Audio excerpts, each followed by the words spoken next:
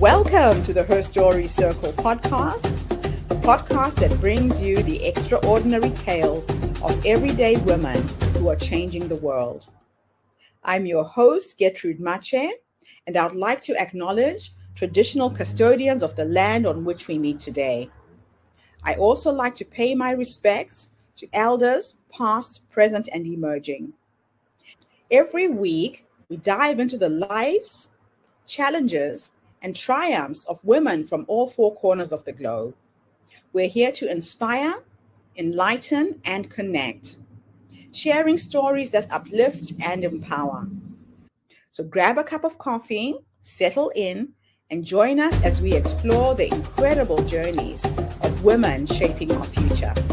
This is Her Story, where every woman's voice matters.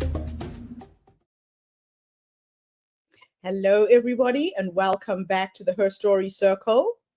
This is Gertrude Mache here in beautiful Melbourne, Australia. And today I am graced with the presence of yet another intriguing young woman. Welcome, welcome, welcome to our tribe. Please tell everybody your full name, where you're based, and share your story with us today.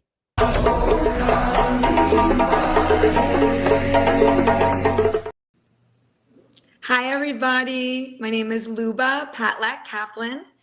I live in the United States in near Philadelphia, Pennsylvania.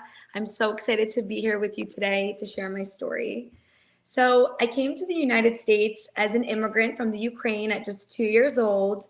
My family didn't have much, but what they did have was hard work and grit. And what I had was a front row seat into what hard work and sacrifice really looked like. That upbringing gave me the lens that I see the world through. There's nothing that I can't do. I always say that. I'm strong. I understand what it's like to start from nothing. And I still believe that there's always something better out there, something more to do. That is why from the very beginning, I've been drawn to working with children, especially in underserved communities and with special needs. I know what it feels like to be underestimated. I know what it feels like to be misunderstood because I was once an immigrant. I'm also a mom of three. I have three children, Dylan, Fiona, and Donnie. They're 9, 7, and 3.5. And being a parent also makes me successful in what I do. I'm a speech language pathologist, myofunction therapist, and I'm the owner here in the States of Kidology, Inc. It is a pediatric early intervention and private care business that caters to speech therapy, occupational therapy, physical therapy, and applied behavior analysis for ages birth to 21. And it's incredible that every day we get to help so many families help their children do better developmentally. And of course, we do our very best to communicate with the parents and make sure that they understand what's going on and that they can carry over all of the goals, targets, and techniques that we're working on into the home or into the school setting. There were many very rewarding times in my life and my career thus far. At 28 years old, I became a mom the first time. I'm now 38 years old. I just turned this June. And my first baby was my business, my work, which is now a 2 brick and mortar clinic and play gym here in the Philadelphia, Pennsylvania area. I'm also the creator of the Kidology Mobile Therapy Bus Unit. And the Kidology Mobile Bus Unit drives all around town. It's a new innovative thing we have this season. So if a family needs our assistance with an evaluation at home, if they cannot get to us, we'll drive to them. We'll put all of our providers in there and we'll drive to them. We'll do the evaluations. We don't want people to wait long, especially if they have a big need. We also bring the bus around to events in the area and let kids come in and play with our toys. We get to screen them and see how they're doing. If perhaps a sibling of theirs is getting karate at 6 p.m. and mom can't be at 2 places at once, we go to karate and we service the kiddo right outside in our bus. So it's been a game-changing thing for families. Kidology has served over 650 families a year, and we continue to grow and look to help as many people as possible. Like I said, I got into this because I was an immigrant myself, and I really just wanted families to feel heard and understood. Most recently, due to all the refugee things happening in the Ukraine, I had a family come. My mom came. She was crying. They had arrived just 4 weeks prior. And she told me that her son really needs my help. And she came directly to me because she had asked for me. She said, well, someone sent me to you. And this is before I knew what was going on. She said, they said that you'll be able to help me. And I love that she said that to me, because that is all I want to do. I want to help people. And her son is autistic, 7 years old, was transitioning from the Ukraine and was a refugee here in the States. And they came to me, to my clinic, for help. And that's what we did. We helped them. We evaluated him. We put him on all the programs he needed. And he's thriving. He's in school. He's speaking. He's playing with his peers. And he's learning. He's learning to advance in a new environment, continue to grow his communication skills. And it's been a beautiful journey. We also had a little girl who personally worked with me 1 year, and she came to my clinic with her mom. She was diagnosed with selective mutism, which suddenly came. She was 6.5 years old. I'm not sure if they had, a traumatic event happen in the home, but one day, suddenly, the little girl just stopped speaking. And the mom finally found kidology, and she came to us. And at the time, I had just added on, it was one of my older clinic locations. Post-COVID, I added on a sensory play gym, the first one we ever had. And the little girl was in her second session. And at the end of the session, as a reward, I took her to the play gym. And I put her on the swing, and I'm swinging her back and forth, wee, wee, wee. And when I stopped to basically say goodbye to her, she looked at me and she said, wee.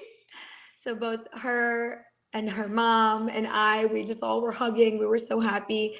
I was reigniting her communication. I was giving her the ability to speak again. We don't know why sometimes things occur, but I've been blessed with the talent of wanting to help others and the gift of gab, which has let me bring back functionality to people who lose it, or engage functionality to kiddos who don't have it quite yet. Those same kiddos might not know how to eat properly or have feeding issues.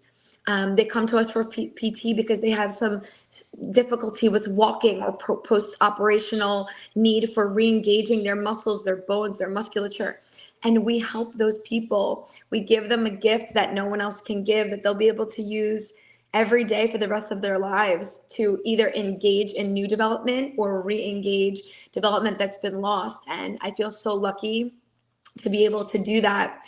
And because we work with so many families, now my intention is to help pursue the parents and help them aid their child as they go through schooling. We work off of programming in our clinics that's private care. But when a kiddo is either still with us in private care and in the school district, or new to the school district, unfortunately, we won't always have the capability to make decisions in the school district because we are a private entity. So when a child goes to the school district level and they're working off an individualized education plan, IEP, they sometimes need advocacy from their parents, and the parent has to sign off and agree to the services being provided and offered. And it is my pleasure now to be able to offer parents a new tactic I'm producing called the Confident IEP Parent. It's going to launch this October. It will be available as a course on the confidentiepparent.com. And I'm just thrilled because if you go on and you sign up now, we'll send you some free handouts of how to behave, how to prepare for these meetings, what to say there. And who knows a child better than their mom or dad? So sometimes when you come to the school level and they're telling you, oh, the child doesn't need this or that, you do know what's best for your child. So it's so important that I help you prepare, and that the Confident IEP Parent will help you to learn to advocate, say the right thing, and get your child what they need for their developmental growth.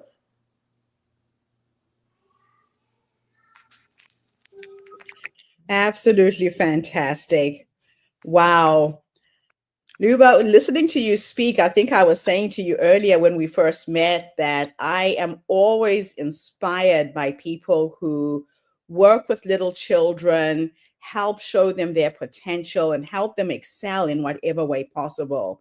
Yes. Now, being able to communicate, being able to speak is a basic thing that every child should have access to. And you made a drastic career change from Good Morning America to speech therapy. Yes. What sparked that? What made you change your career?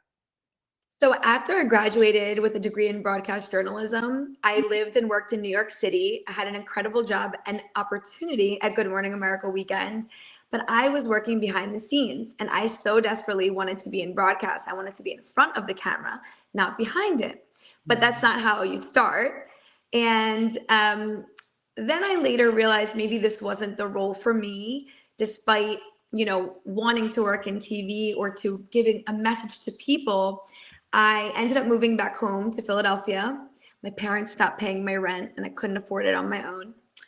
And they wanted me to move home, so I did. And then when I arrived here, I was really adamant about finding what I'm going to do because my parents kept telling me these journalism things are great, but this is a hobby. You need a stable career. What are you going to do? What are you going to do? And I started to research the top trending careers in the next decade, and speech pathology was on there. There was also occupational therapy, which is in line with speech pathology, but it's more motor based. So you work with people with sensory needs and your hands, and you're teaching them to use utensils.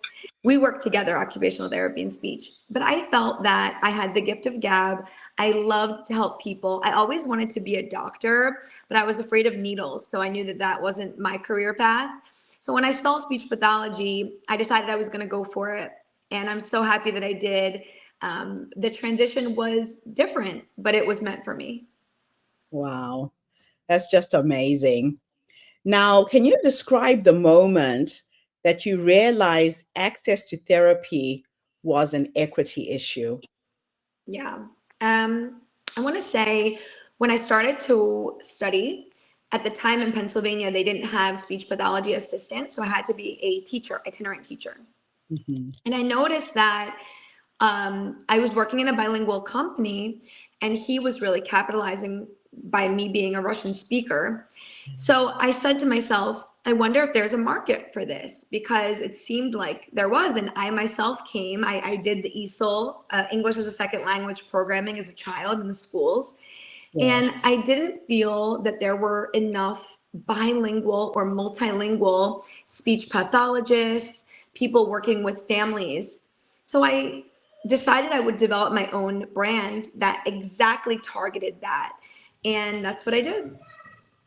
Wow, that's just amazing. Thank you So, so much. what systematic barriers do families in underserviced communities face most often? I feel like they lack consistency. Actually, when I first started my career, I didn't have children and I wasn't married yet.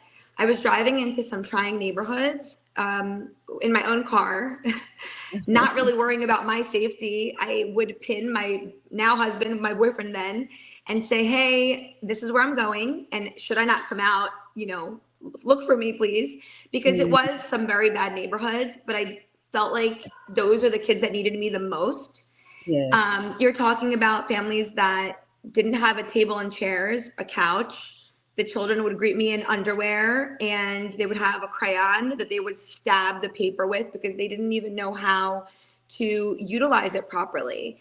And I was first a bit scared because I didn't really understand this behavior, and I was coming into these people's true environment and you don't know what's coming next.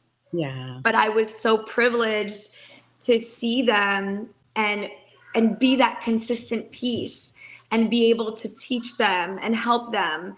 And that was my big breaking moment where I knew that I could make a difference in their lives. Right. Wow. That's just incredible. Oh, thank you. I was not afraid, but I knew it was not a normal place to be, Yeah, yeah. So how do you tailor your therapy approach to meet both the child's and the family's needs? So what I do initially when I'm meeting with the families, I make sure that the parents are heard. I want them to. I'm so sorry. You need to get out. This is not allowed. I said don't come. I'm on the. This is not. You can't be here. I'm so sorry. I'm so Okay. sorry. This doesn't happen usually. Will you be able We, to cut this out? we are a child-friendly They can't, they're here podcast. like jumping. It's not appropriate. They're literally jumping. They think this is a playground. Mom's We're, working, let's jump. we're actually live on LinkedIn and YouTube right now. So Well, I we're hope all everybody about enjoyed the mothers. real motherhood. It's Exactly. Don't worry about 5:45 it. p.m. here for me in Pennsylvania, dinner time, and mom is not at the table, and everybody's barging in. So I do apologize that I'm live, and I Okay. just can't believe that. But I hope you enjoyed the show with my kids. It's okay. So let me ask you the next question. Why is early intervention so crucial for children with development delays? Early intervention is extremely necessary. Anytime a parent calls and asks me if maybe they should wait, if there's a better time, if the child will grow out of it, I immediately say it's worth booking an appointment. Please come in, because even if they don't need the service right now, we can keep them on a monitoring Yes. and we can ensure that we don't miss anything. Early intervention is made for just that. You begin early so that later you're not missing anything or the child doesn't fall behind. You want the Yes. child to be in the moment, focused on their developmental functionality and to be Yes. in line with others. What's the worst that can happen if you start now? They'll get ahead. It's always a good idea to begin. Many parents that come, if it's a gut feeling that maybe they feel like, oh, the child is not ready for service, but something seems off, don't wait. Don't wait. That's exactly what early intervention is for. We want to help you early on so that we can begin to work right away and beat those barriers so that it doesn't happen later. Oh, I love that. Yeah, yeah. So, what role do cultural and language differences play in access to services? You being bilingual, having come there as a refugee, would really understand this, right? Honestly, it plays a huge role. Obviously, we're in the States, and once a child gets to a certain age, I always tell the parents, we have to work in English because your child is going to go to school. But when they're younger, and you have to first figure out the puzzle. So, are they not communicating because they actually have a disability or delay, or are they not communicating because there's a language difference? And Right. that's why being a bilingual provider, I can communicate to the child and find my language with them. But I'm also, don't forget, as a pediatric speech therapist, I have two clients. I have the Right. actual client and then I have the family. So Yes. I have to be able to counsel, communicate with, provide homework, reinforce carryover with the parent Yes. because the child still spends a good amount of time with their family. So being a bilingual therapist is crucial. If you're not on the front end communicating with the people on their terms, they're not Yeah. going to understand what's going on. Yeah. And you also have to kind of meet people where they're at in terms of that understanding, right? Yes, absolutely. Mhm. Wow. Very, very challenging. So, how can parents become stronger advocates for their kids in the healthcare system? Absolutely. So, in general, obviously being present in the moment with their kiddos and at every meeting and in communicating with their provider. But if they Mhm. don't have that opportunity or they need another boost, they can join me on the Confident IEP Parent. It's a program I'm now offering where I'm training families how to advocate, how to be present for their child the right way so that when they come to these meetings, they're not only going to speak on the child's academia and their education, but they're going to teach the people in the meeting a global picture of their kiddo. It's so important for the parent to be able to communicate where the child can't and also paint the right picture. If the picture is not there and the data is not there, how can the right service be there? The service model has to be there. That's why it's important for parents to train, to study what's going on, and to be present, most importantly, because who's going to advocate for their child if not them? That is so true. Wow. So, what misconceptions do people often have about children with diverse needs? I think, of course, when you say diverse needs, there is a wide range of Yes. what a diverse need is. Um, Kids can be in a low level of the spectrum, high level of the spectrum, or just an articulation delay. So, like I said, a wide range. A lot of people think that it's no big deal. They don't truly understand what's going on. Sometimes Yes. uneducated individuals might laugh at somebody with a need. It's just simply that they don't understand. It's a Yes. lot deeper than somebody doesn't understand me or that child doesn't want to socialize. There is a deeper underlying thing happening that's causing these things. And it's Right. so important. It's unfortunate that there's not enough information about that today. Wow. You don't really think about all of these things, you know. It's just so fascinating to hear it from the other side. Yeah. So, can you share a success story that embodies your message? A success story? Yeah, Mm, well, I just want to say, because I am so committed to my families and what we do every day, I started 10 years ago working in my home. I would drive around. I had, two other people working for me. I was interviewing in a coffee shop.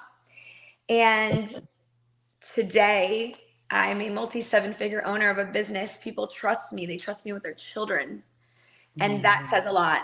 There's no bigger success, bigger pride. I'm honored that I'm the founder of this business. I'm honored to continue to go on this path. I want to be that person for these families. I want to be someone that they can call on for advice and assistance and know that I've been there. I'm a mom. I'm a speech pathologist. I work with so many people. I meet people of all walks of life, all stories. And for me, the that success is this connection piece. There's a reason I'm able to do what I do every day. I love it. And people love me back because they feel safe. They know that I'm going to listen to them and I'm going to make whatever needs to happen for them happen. Because the state has yelled at me before, by the way, because they're like, why do you care for these people so bad? And I'm like, why don't you care? Why yeah, don't you care for these people? So that in itself says my story. a That, lot. yeah. Wow. So, how do you address the emotional toll that families face while navigating care? We do our very best to counsel every family that comes in. We do set realistic expectations of them in terms of commitment to therapy from the beginning, and we orient them to the process. But we Mm, do express that it's a team effort. And if a parent comes into a diagnosis they weren't anticipating, or we see that they're trying to avoid, we do have to have a conversation with them and explain that in order for their child to succeed, they need to be more realistic to the truth. And there's nothing wrong with what's happening. We also share, there's a poem. I won't say the whole thing, but it's about a person that thinks they're going on vacation to Italy, but they end up in Holland. And I can send it to you. Maybe you could share it with your viewers. But oh, it it's basically says, it's you welcome thought, to Holland. I've read that yes, little you've story. read it. Yeah, and Yes. we give parents the understanding of, listen, it's okay. It's okay. And we're going to work together and we're going to make everything okay. Oh, I absolutely love it. That is so beautiful. Thank you. So, what changes would you like to see in the healthcare policy to improve equity? I really, I think that schools can do a better job with equity. I think a lot of Mm, times they'll make one needs classroom and then everybody, every age is there. That makes no sense. Yeah. And often there's children with developmental challenges that improve, and they should be given a chance to be in a normal setting, a normal classroom with all developing children, not just a needs classroom. So I think Yes. that that's a big call to action for the world. Wake up, world. I also think that this expectation that all children should be sitting in their seat and doing XYZ thing, that education model is going to change.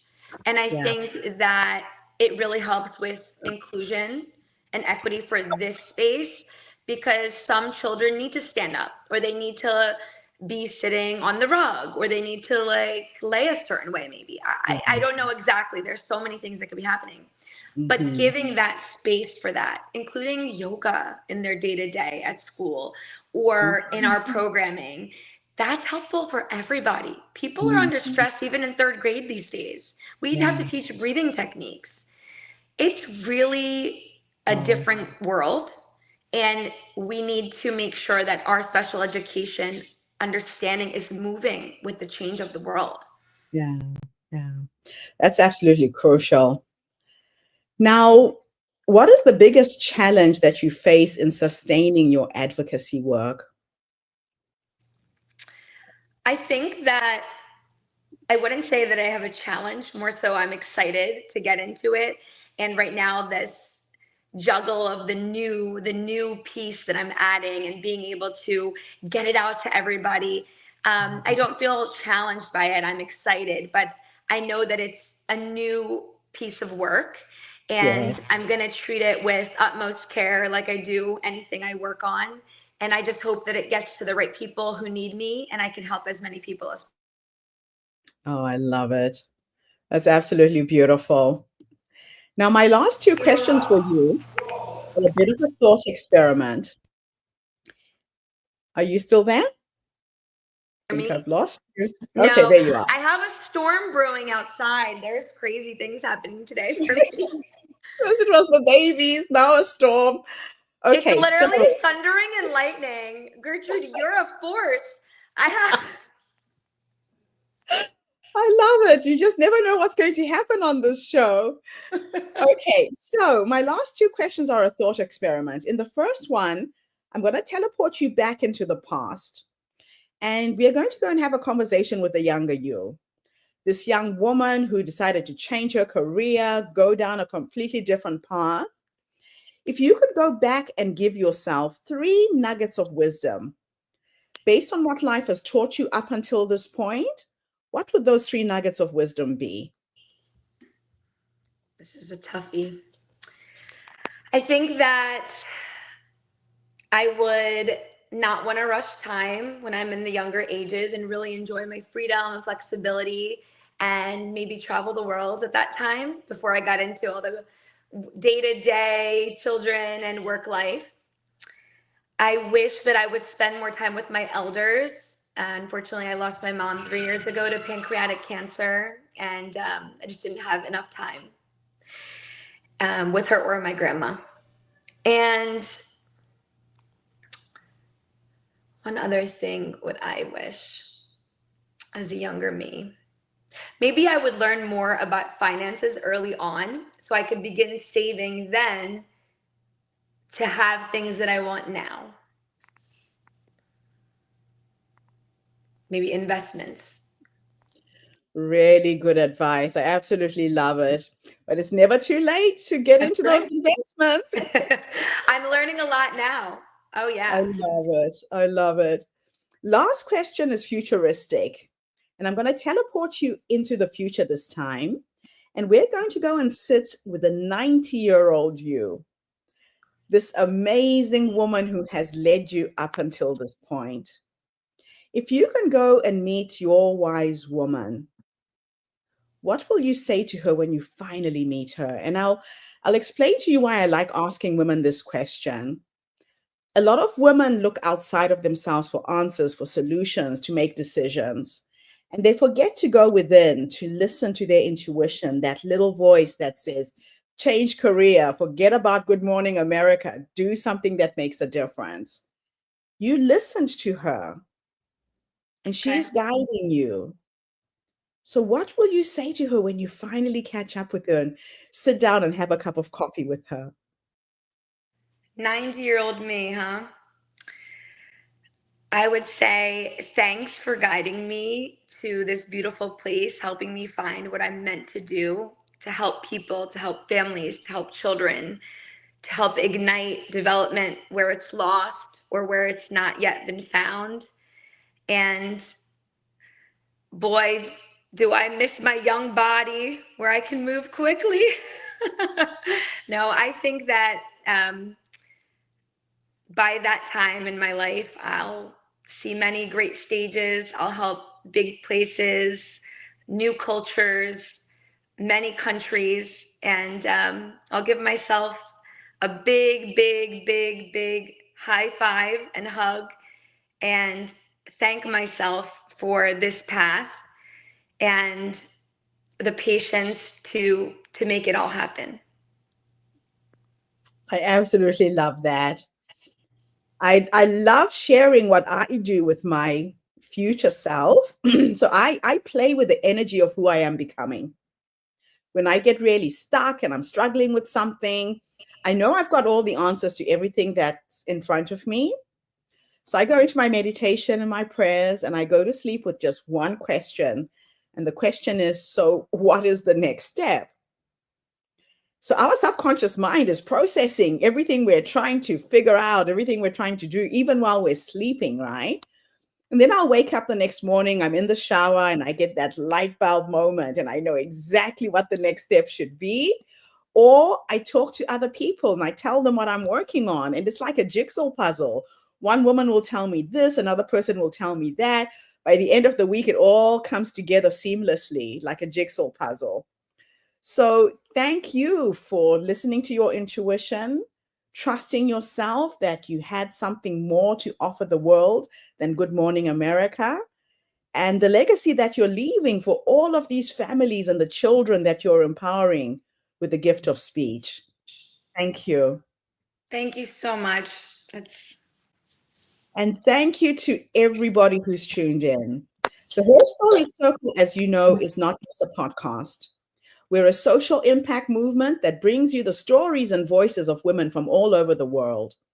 We share our stories to uplift you, to inspire you, to energize you, but most importantly, to take you from where you are now to where you're trying to go. So if you are a parent who is identifying and seeing that something is not quite right with your little one, they're not speaking, they're not communicating, or you know another parent who's having this struggle, please reach out to Luba. I've got her website at the bottom of the screen. Don't try and do it alone. There are people out there who can help you and help your family, help your children so that they can excel. So I'll be back again tomorrow, everybody, with yet another amazing guest. In the meantime, have a fantastic day, morning, or evening, wherever you are in the world. And I've just noticed that I butchered your website address. I saw. Why didn't you tell me? There's just so many things today. No, what's the website? Let me correct it so that it goes It's out that right. confident. When I copied and pasted the H. We have a torrential downpour. All right, so let's get this I can't right. even hear you anymore. I've gone crazy. It There is we go. the- There we go. Thank you for correcting the website. If anyone would like to reach out to me, I'm here for you. You can find me also on Instagram on my website. Please reach out, parents. There's help there. Awesome. I'll be back again tomorrow, everybody, with yet another amazing guest. In the meantime, have a fantastic day, morning, or evening, wherever you are in the world. And bye for now. Luba, don't go away. Thank you for tuning into the Her Story Circle podcast. I hope today's story has inspired you to believe in the power of our stories and the difference you can make in the world when you use your voice. I'm Gertrude Mache, and it's been an honor to share this space with you, where voices from all walks of life come together to weave a rich tapestry of diverse perspectives. Don't forget to subscribe, rate, and review our podcast, to help us share these stories with more listeners. Follow us on social media by looking for the Her Story Circle podcast for more updates. And join us tomorrow for another episode filled with courage, resilience, and empowerment. Remember, your story matters, and together we're building a stronger, more inclusive world. Until next time, keep making her story.